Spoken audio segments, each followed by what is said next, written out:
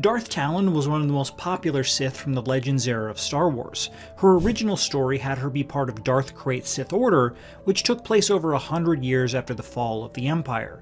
In the comics, she was originally used for sex appeal and attempted to seduce the great-grandson of Luke Skywalker, named Cade Skywalker.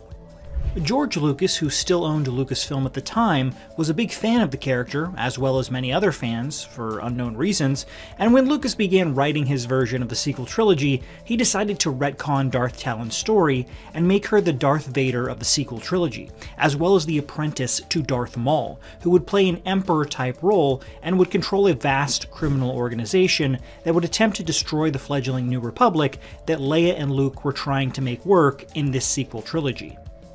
Darth Talon would have made an interesting lead villain, for sure, but when Disney bought Lucasfilm, that all changed. There were some story elements of Lucas' sequel trilogy that did get passed on, though. In Lucas' version, Leia and Han only had one child, a son, that would be tempted by Darth Talon to join the dark side.